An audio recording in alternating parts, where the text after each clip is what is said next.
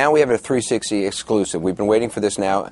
Hour by hour, we've been piecing together a picture of the alleged gunman. Now, just moments ago, we received exclusive new video, surveillance video from a local convenience store in Killeen, Texas, outside Fort Hood. The time is 6:20 a.m. this morning. It shows Major Hassan dressed in traditional garb, apparently with a drink, like a hot drink. We don't know whether he was dressed this way normally or whether he was wearing traditional garb during the shooting.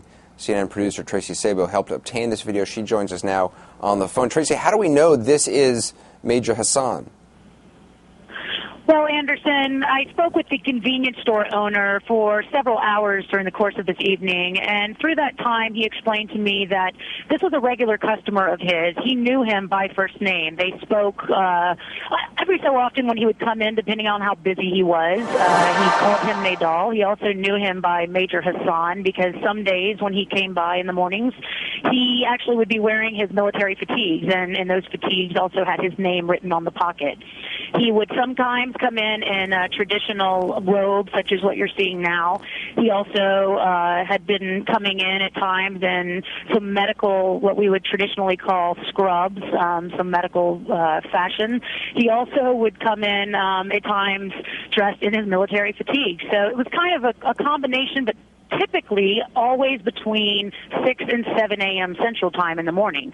He would stop by, he would get coffee. He said he would notice sometimes he would stop and look over the paper, which he did actually this morning as well. And sometimes they would have a few minutes to speak, and sometimes he was too busy, and, so, you know, Tracy, it would be a... Tracy, this would have been, what, if this was 6:20, the shooting was, what, around 1-something local time? So this would have been 7 or so hours before, is that correct? That is correct. And you will see within the video, depending on what part of the video you're seeing now on the screen, he seemed to be fairly relaxed. There are a couple times in the video where he can be seen smiling, having a transaction there at the counter. And he said there wasn't anything at all out of the ordinary with his interaction. And he was the one who interacted with him personally this morning. Nothing out of the ordinary in his demeanor. Tracy, However, go ahead. I was gonna mention that there was one exchange which really stuck out in his mind. Like I said, this is a regular customer, but about a week ago, he estimates it was, he came in and he seemed to want to talk. He knew that the store owner had been overseas and was also former military, and he expressed to him specifically that day he was worried about his upcoming deployment. And he expressed that he had a problem, I guess one would... judge it as a religious conflict, but as a fellow Muslim and someone of faith, he had a problem with having perhaps the opportunity in the future to have to shoot or kill or injure or fight fellow Muslims, and that was something that was weighing heavily on him, and the store owner spoke to him and to some extent tried to relay his fears, he said. That was his words, not mine, but that he told him there were bad guys over there too, in his words, and, you know, he had a job to do, and that was the extent of the conversation, and he went on and he saw him about a week later. Tracy, I want to bring in Octavia Nasser, who also works with CNN, who spoke to the store owner in Arabic, and we did that just to see if there were any other details that in Arabic might come about through the conversation. Octavia joins us now on the phone as well. Octavia, what did the store owner say to you? He said basically that he knew Major Nidal. He called him Major Nidal, and he came in every morning, almost every morning, except every now and then he'll skip a day or two, and he had coffee and hash browns every morning and read the newspaper. They had a few conversations every now and then. Basically, he said that he had told him that he's from Jordan, but he said his Arabic was not very good. Wait, the store owner is from Jordan? No, we're not identifying where the store owner is from or his name, but Nidal said he was from Jordan? The major, yeah, had told him that he's from Jordan, but he was born here. But the store owner says that the major's Arabic was not that good, that every time he tried to talk to him in Arabic, the major could not carry the conversation. So they spoke mostly in English. And they had conversations ranging from joking about marriage. He said that he did not wear a ring, and the store owner assumed that he was not married. And he joked a couple of times asking if the store owner knew of a good bride. He also said that he drove his Honda with a Virginia license to the store. This is how he came to the store every morning. And they chatted about different things. He talked about his deployment. He talked about where he was from, and also something that I thought was interesting. He said that he went to Friday prayer, and a few times he asked the store owner if he's going to Friday prayer, and the store owner would say, I'm too busy, or no, I'm not going. But he said he was a devout Muslim, and he went to Friday prayer every Friday that he saw him. And is there a mosque in Killeen? There is. As a matter of fact, I called the mosque this afternoon, and as soon as the story broke, and I got a voicemail. There was no one answering. They said, to leave a message, and I left a message for someone to call me back, but no one got back with me. But yeah, there is a mosque nearby, yes. And Octavia, Tracy Sabia, the producer, had been saying that the store owner and he had a conversation about his deployment in which the major expressed concern and sort of philosophical or religious concern about being deployed and potentially having to be in a confrontation with another Muslim. Is that something that the store attendant talked to you about? No, that did not come up, really. Okay. The interesting thing that came up is the fact that the way he described how the major is very particular about the Friday prayer, that he went himself and he asked the owner, and it seemed to me from the conversation that the store owner was trying to distance himself from that.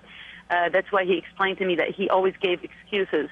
So he always said, basically, I'm busy or something like that. He also said that they couldn't talk much because the major would come in during a very busy time for the store owner. He came in the morning, and he said that's a very, very busy time. Everybody is in for coffee. But he stressed the fact that he knew him by name, that he served him every time he came, and that he knew him. He was just one of the regulars there. He felt very comfortable coming in, chatting around, sitting around, reading the newspaper. And he said this morning he saw him. They didn't have much of a conversation, but he told me that he looked fine. He looked very normal. So when he heard the news, he said he was shocked. He could not believe it. And as a matter of fact, Anderson, he said as soon as he heard his name, he knew who they're talking about. He said, of course, it's not such a large town. It is a military town. And he said he knew him as Major Nidal, and that was the name that was used, and Major. And he said, of course, how many Major Nidals are there? And he went straight back to look at his videos, and as soon as he saw the pictures flashed on TV screens, he said he compared them, and he was shocked because he said he saw him in the morning, and he looked fine. He looked normal. Nothing seemed to be wrong with the man. Tracy Sabia is also their CNN producer who helped us obtain this video. Tracy, do we know if he was wearing his traditional garb on the base? We don't know at the time of the shooting. We assume he was in uniform. We do not know. He left the store about 6:30 a.m., and obviously there was quite a bit of time there that transpired in between. So where he went after he left the store, all I saw on the video was him pulling away in his silver Honda, and that's the last we know. Octavia Nasser, what he is wearing, is that traditional for Jordan or somebody who had spent time in Jordan? I mean, I think it looks pretty like outfits I've seen in Jordan. Yeah, that's traditional Muslim, really. The dress and the head cap. So it's basically Muslim. It's not necessarily. So you would see people in Jordan, yes, wearing this. It's just a comfortable dress. Basically, underneath the robe that you're seeing there would be pants, comfortable pants, and the head cap. So it's not really a look that you would see around here in the U.S. Often. So I personally find it a little bit unusual to see someone in a convenience store with this kind of Muslim garb. Now, it could be that this is from today, so it's not a day of prayer. Tomorrow is the day of prayer, Friday. So it is a bit unusual, I find, for him to be wearing this, except if this is his casual wear, and he's going there in the morning to get his coffee. And from the store owner, we learned that he went in there very comfortable, sometimes in sweats, sometimes in his workout clothes, and sometimes in this garb. Octavia, is it possible that, some people pray every day or even pray 5 times a day, and some people would just go on a Friday. Is it possible that he went every day? Of course, it is possible. Yes, absolutely. That is possible. From my conversation with the store owner, it seemed to me that Friday was an important day of prayer for him. That's the only day that the store owner mentioned as where he would get the question, are you going to Friday prayer? But yeah, that is possible, Anderson. Absolutely, yes. Okay. We're going to thank you. Leave it here. Again, this is the first time we're seeing this video. Octavia Nasser, thank you very much for all your reporting throughout this day.